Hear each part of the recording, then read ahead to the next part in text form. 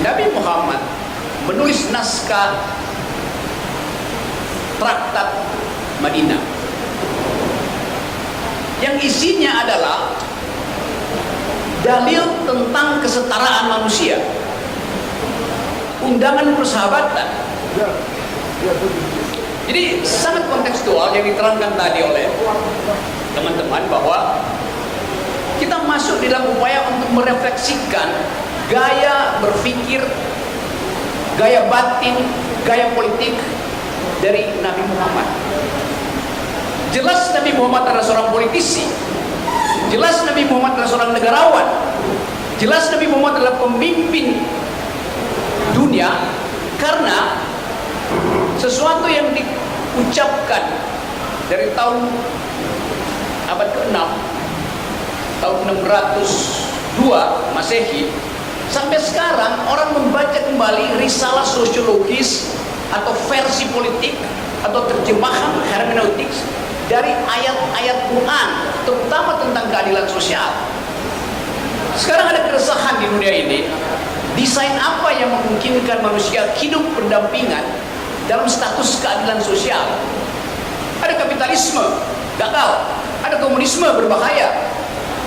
Orang masuk sekarang pada upaya untuk memikirkan jenis ekonomi, jenis transaksi sosial yang dasarnya adalah kesetaraan manusia. Orang pergi pada studi-studi baru tentang Islam, karena Islam adalah dokumen yang selesai, dokumen yang final, sebagai revelation, sebagai wahyu. Tidak ada interpretasi. Setelah itu, 1 tahun setelah meninggalnya Nabi, naskah itu selesai dan tidak ada interpretasi lain. Jadi orang melihat betul bahwa secara tekstual Quran itu memuat secara sempurna, secara lengkap seluruh bayangan manusia tentang kehidupan pribadi, kehidupan dengan alam, kehidupan dengan akhirat, dan kehidupan bernegara. Saya menganggap bahwa ini ada satu dokumen sosial yang jadi acuan ketika dunia mengalami fata morgana, mengalami ilusi tentang masa depan. Itu yang memungkinkan. Saya belajar filsafat Islam cukup lama, 5-6 tahun, dan sekarang masih baca tuh.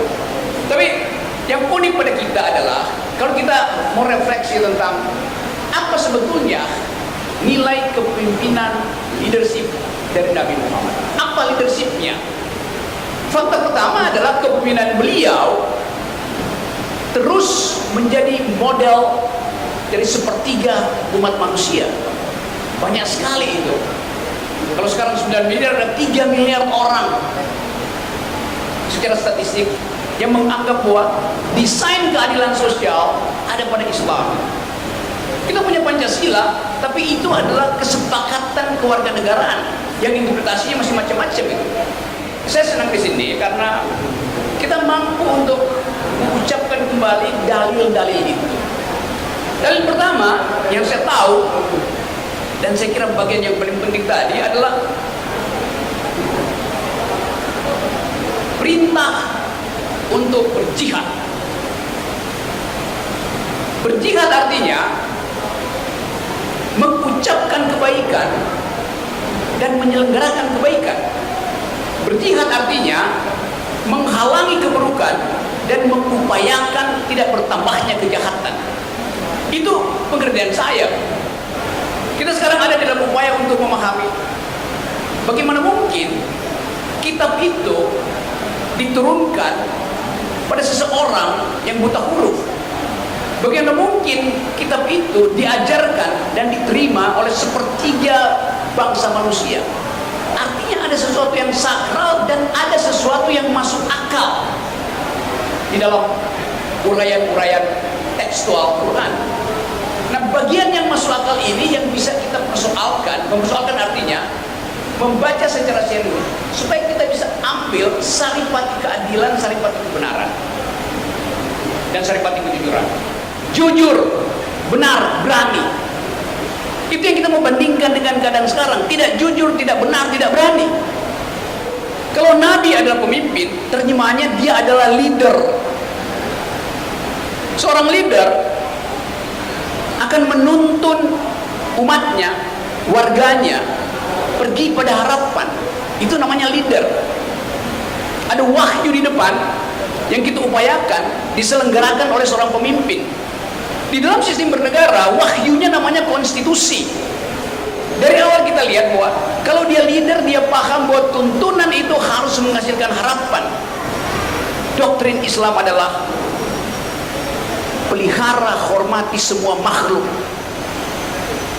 yang memerintahkan manusia untuk saling bersahabat, bahkan bersahabat dengan makhluk.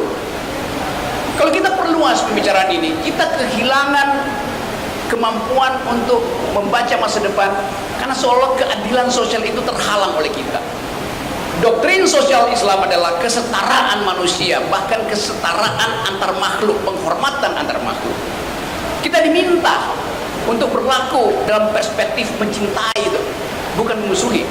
Saya pernah membaca khutbah Nabi Muhammad terakhir, ketika beliau mengatakan bahwa orang Arab tidak lebih tinggi dari orang Yahudi, orang Yahudi tidak lebih tinggi dari orang Barat, kulit hitam tidak lebih buruk dari kulit putih tidak lebih indah dari kulit hitam. Hal yang itu diucapkan 1300 tahun yang lalu, yang baru dipahami oleh Perserikatan Bangsa-Bangsa setelah Perang Dunia Kedua. Islam mendahului kesetaraan manusia. Nabi Muhammad dalam perspektif itu bukan seorang rasis pasti. Orang Aceh tidak lebih tinggi dari orang Jawa tidak boleh menganggap lebih tinggi dari orang Papua. Itu ajaran Islam, itu kesetaraan manusia, itu khutbah terakhir dari Nabi Muhammad. Saya mengingatkan itu pada para pemimpin untuk pergi kembali pada moral code dari hal-hal yang sifatnya teologis, yang hanya mungkin dipahami kalau orang punya kecerdasan, orang punya akal sehat. Dan memang Quran diturunkan ke wilayah kedunguan ketika masyarakat Arab mengalami pensoliman karena otak tidak dikembangkan. Itu yang menyebabkan ayat pertama adalah baca. Kan itu isi pertama, dalil pertama dari Quran. Baca, belajar, pikir, ikro. Kalau kita memakai paradigma itu, bagian sosiologis, tentu saya tidak bisa bicara bagian akidah, bagian teologis, tapi saya paham sosiologi Islam. Semua agama ada dimensi esoteris, ada dimensi eksoteris.